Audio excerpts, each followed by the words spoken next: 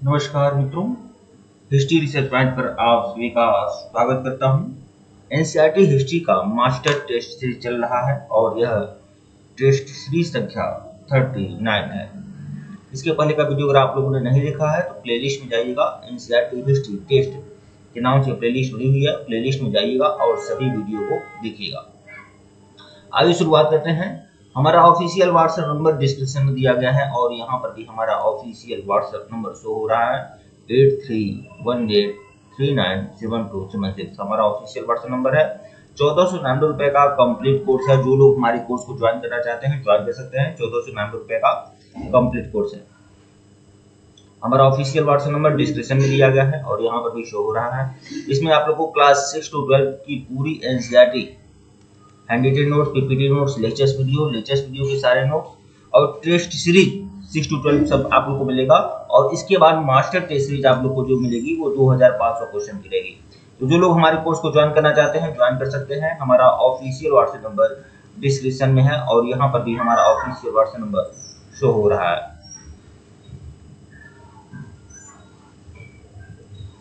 जहां से खत्म किए थे वहीं से शुरू करते हैं। टेलीग्राम आप सभी लोग बिल्कुल ज्वाइन कर लीजिएगा। लिंक डिस्क्रिप्शन में दिया गया है टेलीग्राम का, बिल्कुल ज्वाइन कर लें टेलीग्राम।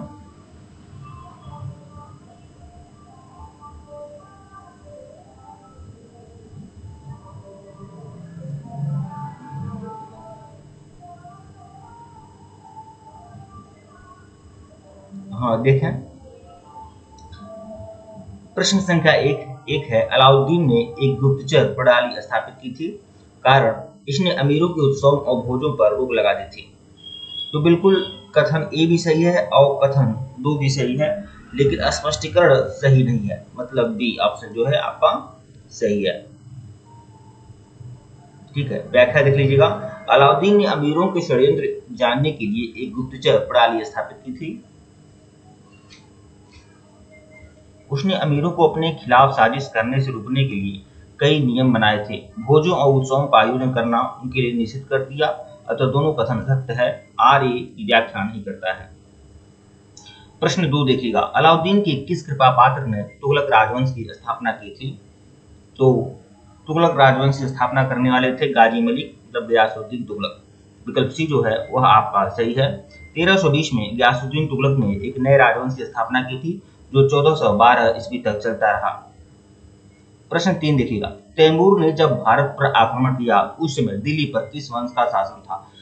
तैमूर ने जब भारत पर आक्रमण किया तो उस समय किस वंश का शासन था? तो गुलाम वंश का नहीं था, खिलजी वंश का भी नहीं था। उस समय तुगलक वंश का शासन था दिल्ली पर, जब तैमूर लंग ने आक्रमण किया था। तैमूर ने 1398 में भारत पर आक्रमण किया। उस समय दिल्ली सल्तनत में तुगलक वंश का शासन था। प्रश्न 4 देखिएगा।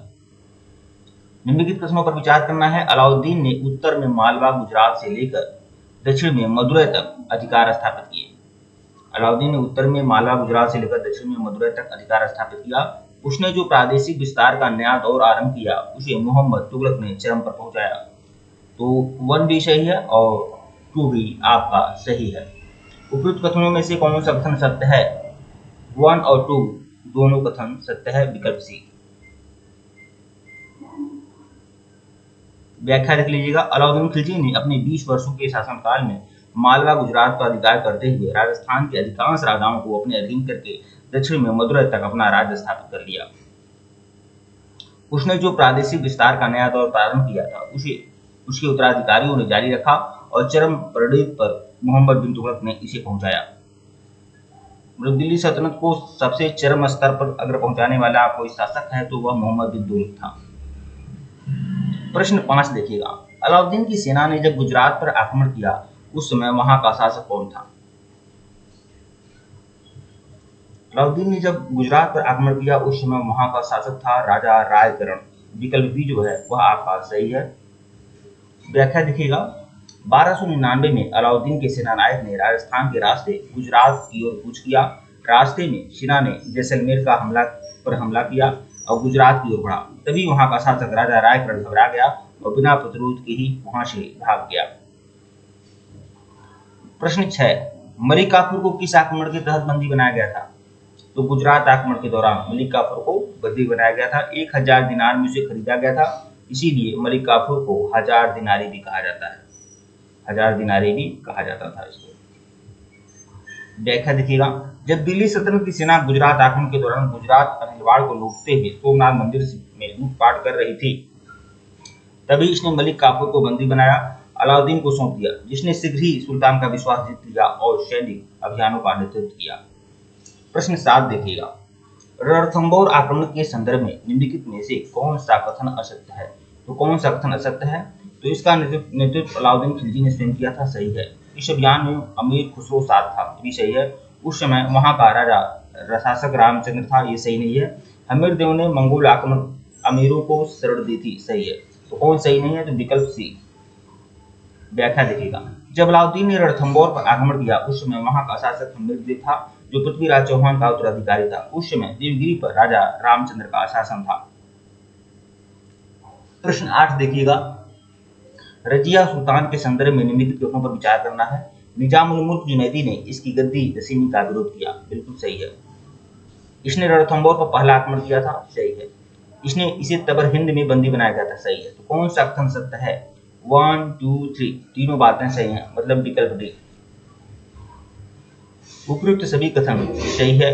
जब रजिया जनाना पोशाक में दरबार में आती थी और युद्ध का नेतृत्व करती थी तो यह कट्टरपंथी उलेमाओं को पसंद नहीं आता था, अतः निजामुल जुनैदी ने इसकी गद्दी नशीनी का विरोध किया, उसके खिलाफ अमीरों का समर्थन किया।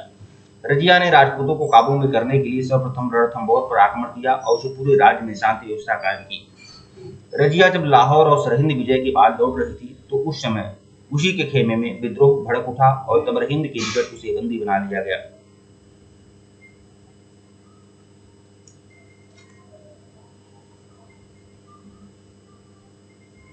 मंगोल भारत में सत्ता कायम करने में असफल है। मंगोल भारत में सत्ता कायम करने में असफल रहे,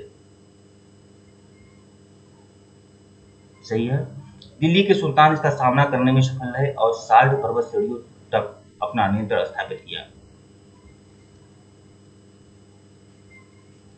विकल्प जो है वह आपका सही है।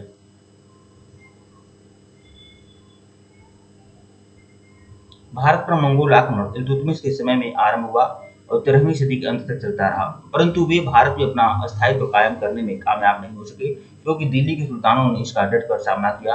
अलाउद्दीन खिलजी ने दिल्ली के निकट सीरी में नई राजधानी बनाई, किलेबंदी करके मंगोलों का सामना करने के लिए महीनों बैठा रहा। धीरे धीरे दिल्ली के शासकों ने लाहौर का अधिकार करते हुए झेलम के निकट साल्ट पर्वत सीढ़ियों तक अपना नियंत्रण स्थापित किया। प्रश्न 10 देखिएगा, इस सीरीज का सबसे आखिरी प्रश्न।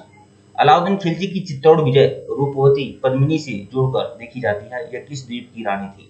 रानी रूपवती किस द्वीप की रानी थी? तो वह सिंघल द्वीप की रानी थी। विकल्प जो है आपका सही है। अलाउद्दीन खिलजी ने 1303 में चित्तौड़ पर आक्रमण किया।